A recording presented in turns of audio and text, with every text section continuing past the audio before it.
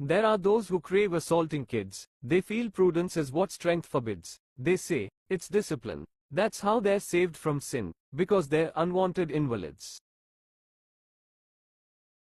Hi, I'm Wilhelm Fakesmear. I'm new to this channel. Like my pin, it's Cunning Dan, the actual star of the show. I'm the host, he's the star. He gives me my humor. I'm a very serious person who needs it. Hi, I'm Cunning D or Cunning Dan for long. I don't understand toothpicks. I mean, I get wanting to clean your teeth and all. But why go jousting with your teeth? Are your gums whales? Why launch harpoons at them? Just stop fencing with your teeth. And don't get me started on flossing. Something about strangling the teeth doesn't sit right with me. For one, all books are picture books. It's just that the books I prefer all have pictures of words in them.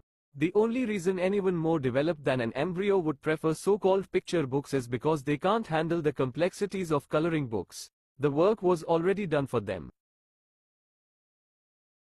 I was at the U-Scanners the other day and saw the most beautiful woman I've ever seen. I shouted, "Wowza, yowza, how's much to take you home?" Then some old hag pulled her close to her and screamed, "She's underage." I said, "If she can blow out 18 candles she's old enough." Then some idiot bystander who can't mind their own business said, "Someone should check his hard drive." I reached for my zipper and said, "You want to see how hard my drive is? Let's just say I lost my job and am no longer allowed at the grocery store." As an atheist, one thing that irks my temperament is when people mislabel themselves atheists by defining atheism with no definition, i.e., lack of belief. That's not what atheism is. It's a view about ontology, not epistemology. That would be agnosticism, which is not the same thing.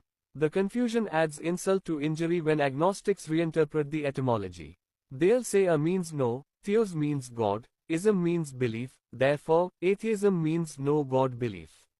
This makes no sense. It means the belief in no God, i.e., godless, not godlike. Get it right. Do you know what annoys me to no end? It's these preggy bimbos complaining about getting fired. What is it their pregnancy brain can't comprehend? You won't believe the things I heard. I heard it's illegal to fire these worker wombs. So what if they whip out their breast pump? And they might as well move their work to the bathroom. This is why we need to bring back Trump. He'll make sure that little baby bump stays home. We shouldn't have to put up with their hormones. Those pregos turn the workplace into Thunderdome, though they should be polishing their king's scepter and dusting his throne. I know I'm going to get a lot of flack for this, but a baby maker in the home is inarguable bliss. Hi, I'm Mr. Twitch Thrust. Now that that's been discussed, some call me a wingnut and prude. That's how the woke Bolsheviks will have me viewed because I treat them with absolute disgust. And I'm Professor Fakesmear. I deal with facts and not fear. That's why I'll never lose a fight against the pallid debris on the right. That will be my life and career. Hi, I'm Mr. Twitch Thrust, and I'm going to argue that just because you appear covered doesn't mean you are. My main point is statistically, a woman who behaves this way is looking to make a false accusation. This reminds me of one of my favorite quotes: "If you dress like a dolphin in shark-infested water, you are not a victim." An example of this is when men don't consent to having a naked woman in front of them, they are being violated, i.e., assaulted. I've personally witnessed this where men will go to a men's section and women follow them.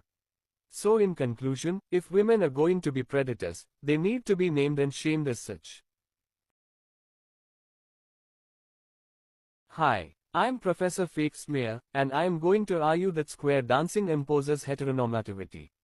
My main point is statistically, when young boys and girls are forced to dance with each other, this ostracizes the queer kids.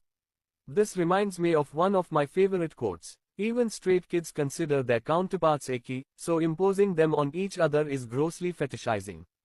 An example of this is when kids start mocking the dance and singing their own lyrics to the songs. I've personally experienced this where girls would dance with girls and boys with boys because they thought the arrangements were stupid. So in conclusion, square dancing is wildly inappropriate for children in school.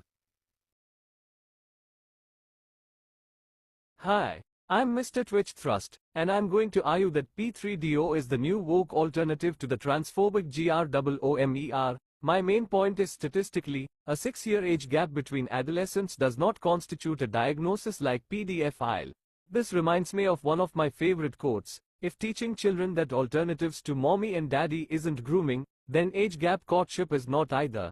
An example of this is how far woke leftists say fetuses aren't babies, but adolescent minors are equivalent to prepubescent minors. I've personally witnessed this where leftists mislead with semantic deception by calling them all children.